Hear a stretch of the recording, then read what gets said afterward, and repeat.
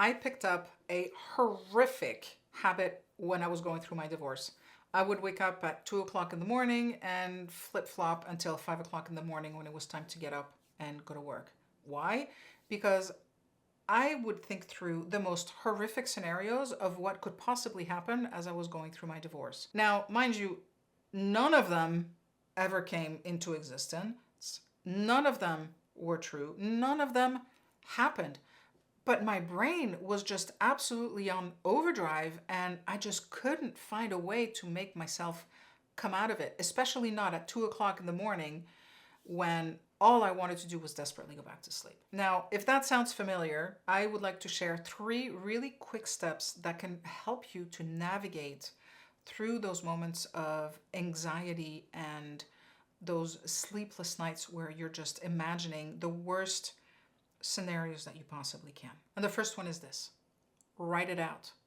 Once you take it out of your head and you put pen to paper and write everything around that idea or around that scenario that you can possibly think of, from the most outlandish to the simplest, it doesn't matter. Just brain dump on paper, because one of the reasons why we can't let those mind loops go is because we're constantly chasing ideas. Once you stop the chase and you write that down, it makes it so much easier to, in a way, release it, because you don't have to keep reminding yourself, oh, these are the things that I'm thinking about. The second idea is, or the second step, is to rank them. What is the absolute worst case scenario from what you've listed? Write it down. What's the next one? And the next one, and the next one, until you've made your way all the way through the list. One of the things that you might notice as you're doing that is that there are themes. You can actually cluster some things in buckets.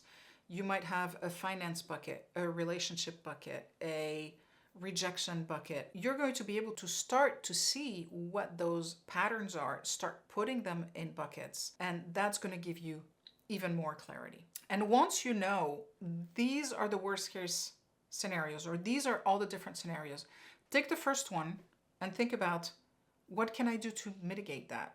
Is there anything that I can change, any action I can take, any thought that I can change, anyone whose help I can elicit to make sure that this worst case scenario doesn't happen, or that I'm equipped with the right tools if it does to deal with it. And the last step is, instead of thinking about what the worst case scenario is, flip that on its head. What is the best case scenario that can come out of this situation? And write those things down. Do the same thing. What is the best, second best, third best, however, make sure you've got a little bit of an organization going. And then ask yourself, what can I do to stack the deck on my side? How can I ensure that the best case scenario comes true? Whose support can I enlist to make sure that that happens? Switching the perspective from that negative, what's the worst case scenario, to the positive, what's the best case scenario, completely changes the energy of the situation.